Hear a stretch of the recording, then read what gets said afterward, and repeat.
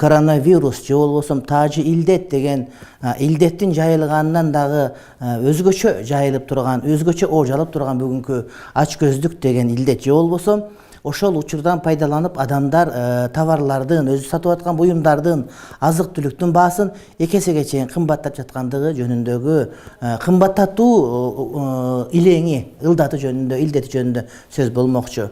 Чындыгында урматтуу бир туугандар, адамдардын башына келген кыйынчылыктан, адамдардын көз жашынан, же адамдарды коркутуп, үркүтүп, туура эмес маалымат таратып, ошонун себебинен ачкачылык болуп кетет экен деп, адамдардын баарын базарга чыгарып, жана ошондон пайдаланып, адамдарды мындай бир кымбат татып буюмдарды, жасалма кымбаттатып сатуу мына ушул шариятыбызга туура келбеген. Албетте мен көпкө чейин ойлондум, бул кайсыл мындай бир темага кошулат. Албетте булар ошол көпкө чейин сактап бүгүн сатабыз деген жери жок, ихтикар дегидей. Бирок башка бир нерсе, бул ошол бир туугандык мусулманчылык мамилеге төп келишпеген.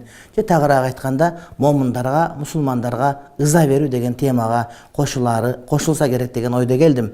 Аллах Таала Кур'ани Каримде урматтуу бир туугандар айтат: وَالَّذِينَ يُؤْذُونَ الْمُؤْمِنِينَ وَالْمُؤْمِنَاتِ بِغَيْرِ مَا اكْتَسَبُوا فَقَدِ احْتَمَلُوا بُهْتَانًا وَإِثْمًا مُبِينًا дейт. Аллах Субханаху ва Тааля Кур'ани Каримде айтат, урматтуу бир туугандар, момун эркектерге жана момун аялдарга ыза бергендер, ошол момундар өздөрү кылбаган нерсе үчүн. Алардын күнөөсү жок. Эгерде бир кылмыш кылып, аларга жаза бер дей турган болсок, алар кылмыш да кылган жери жок. Жөн эле момун мусулмандарга жана момун эркек аялдардын бардыгына, мусулман журтчулукка, калайык калкка алар эч нерсеге күнөөкөр болбосо деле аларга ыза берүү, ыза берген адамдар чындыгында чоң күнөөнү өздөрүнүн моюнуна жүктөп алгандар дейт. Мына бүгүнкү болуп аткан 1000 сомдук бир кап ун, бир мөшөк ун 1700 сомдук сатылып аткандагысы, же ошону каалап аткандагысы адамдар, урматтуу бир туугандар, мына ушул туура эмес көрүнүш. Мына ушундай учурларда биринчиден элдин өзү дагы ошол келет экен десе, ошого шашылып азык-түлүк камдап алса, кыяматтан сакталып калчудай, оорудан сакталып калчудай көрөт, урматтуу бир туугандар. Эки тарапка тең. Ошол адамдар коркуп, жалган маалымат таратып, адамдардын жүрөгүнүн үшүн алып, ошондуктан бизге деген коңшу Казакстандан же башка жерден ушундай бир оору кирип кетет экен деп, анан ошол оору кирип кетсе, биз көчөгө чыга албай калсак чыга калабыз деп жанталашып барып, нан сатып алып, жанагыдай ун сатып алып, анан ошол нерседен пайдаланып базардагы базарчыларыбыз продуктларды, азык-түлүктү кымбаттатып аткандагысы мына ушул мусулманчылыкка жат келген көрүнүш. Азирети Абдулла ибн Амр ибн ал-Ас радияллаху анхума айтат, пайгамбарыбыз саллаллаху алейхи ва саллям айтты дейт: Әл-муслиму ким? Мусулман ким десе, әл-муслиму мән салимал муслимуна мин лисаниhi ва яди. Мусулман адамдар дейт. Мусулман адамдар анын колу менен тилинен зыян тартпаган адамдар, булар мусулман деди. Демек сиз колуңуз менен, тилиңиз менен адамдарга зыян жеткирип аткан болсоңуз, демек сиз ошол чыныгы жакшы мусулман эмессиз. Адамдардын жүрөгүнүн үшүн аларды коркутуп, фейк маалыматтарды жиберип адамдарга, ошол аркылуу ачкачылык болуп кетет деп, ошол аркылуу соодасын өркүндөткөндөр, үрчүткөндөр, мына ушулар өздөрүнүн мусулманчылыгы менен мактанбай эле койсо боло турган. Анткени сиз колуңуз менен жана тилиңиз менен мусулмандарга коркунуч келтирдиңиз, демек сиз чыныгы мусулман эмессиз. Вал мухажир мен хаджара ма нахаллаху анху. Ошондой эле мухажир ким десе айтат, мухажир деген сөз бул касиеттүү сөз. Бул Аллах Таала тыйган нерселерди таштаган адам деди. Демек мусулмандарды алдап, ошолордун мындай бир учурдан пайдаланып, жүрөктүн үшүн алып, андан сырткары алардын чөнтөгүндө тыйынын силкип кагып түшүрүп алгысы келген адамдар, мына ушулар мусулманчылыкка төп келбеген, туура эмес ишти кылды деген сөз болот. Башка бир хадисте пайгамбарыбыз алейхиссалам айтат: "Мана хабба ан юзахзаха анин нари ва юдхалал жанна. فَلْتَأْتِهِ مَنِيَّتُهُ وَهُوَ يُؤْمِنُ بِاللَّهِ تَعَالَى وَالْيَوْمِ الْآخِرِ." Кимде ким тозоктон сакталгысы келсе, жана бейишке киргизилгиси келсе, жана өлүм ага ыйман келтирип, Кудай Таалама, жана кыямат күнгө ыйман келтирген абалда өлүм келишин каалай турган болсо, ыйманды өлгүсү келсе дейт, وَلْيَأْتِ إِلَى النَّاسِ الَّذِي يُحِبُّ أَن يُؤْتَ إِلَيْهِ. Адамдарга дейт, өзүнө кандай мамиле кылууну кааласаң, ошондой мамиле кыл дейт. Өзүңө жакшы көргөн жакшы көр, өзүңө жаман көргөн жаман көр, урматтуу бир тууганым. Демек, өзүңө жакшы көргөн жакшы көрө албасаң, өзүңө жаман көргөн жаман көрө албасаң, анда сен, урматтуу бир тууганда, тозоктон кутулуп кетем, бейишке кирип кетем, же ыймандуу бойдон өлөм деген үмүтүң таш каап калыш толук түрдө мүмкүн. Ошондуктан урматтуу базарчылар, урматтуу адамдарды үркүтүп, фитна чыгарып, аларды козголоп аткан, алардын мындай бир назик жерине тийип, карапайым адамдар билбейт, ал туура эмес маалымат. Анан базардын баарын көчүрүп алчудай болуп, базарга барып базарчылап калгандарыма айтарым, өзүңөргө жакшы көргөнү башка бирөөлөргө жакшы көргүлө. Мына ушундай кылганыңар, урматтуу бир туугандар, бул жакшы эмес. Мусулмандын жүрөгүн ишин алуу бул мусулманчылыкка туура келбеген одоно көрүнүш. وعن أبي هريرة رضي الله عنه أن رسول الله صلى الله عليه وسلم قال من حمل علينا السلاح فليس منا ومن غشنا فليس منا رواه مسلم. Hazreti Peygamber aleyhisselam aytat, kimdegin bizge kılıç götürse al musulman emes deyit. Musulmandara kılıç götürök деген söz musulmandarı korkutat.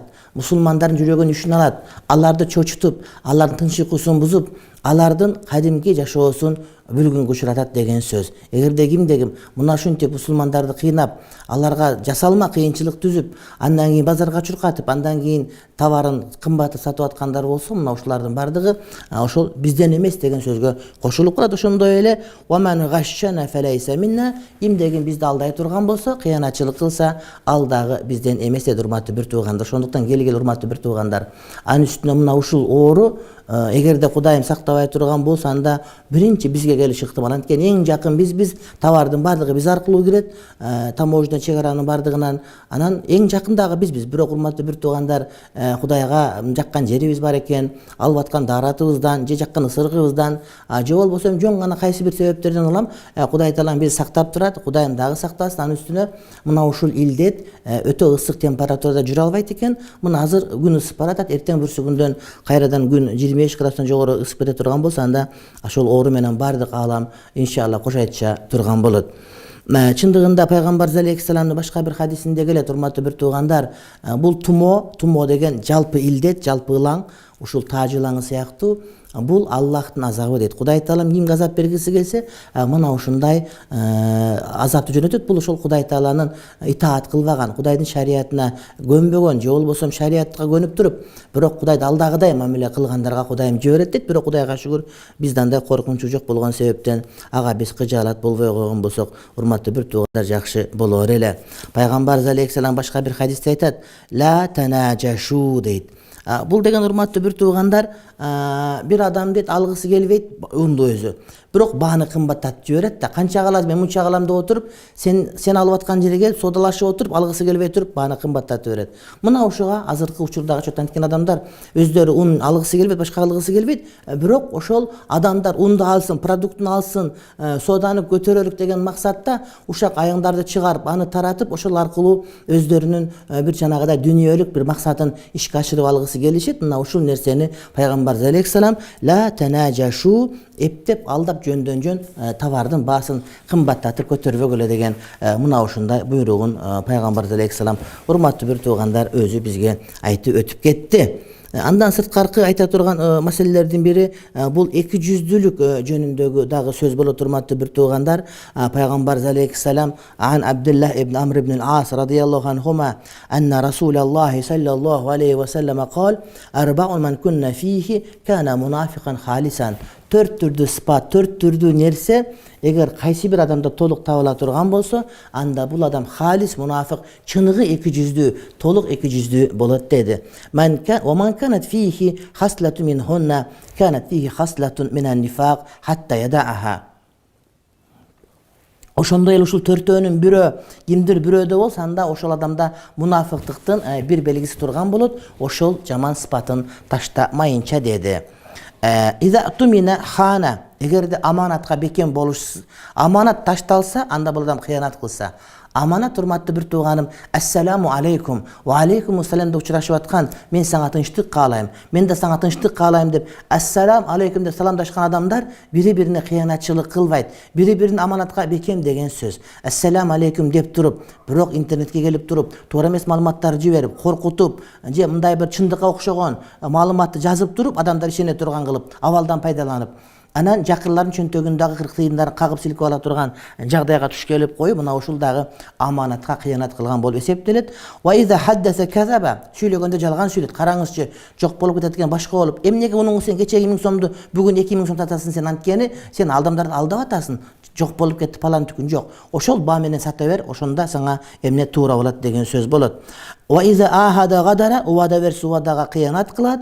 Ва иза хасама фажара, эгерде бирөө менен урушуп кете турган болсо, анда ошол уруш жаңжалдын өзүндө эмне бул адам мындай бир эптүүлүк менен урушпастан балким чектен чыгып кетип душмандык кылып алат деген маани урматтуу бир туугандар.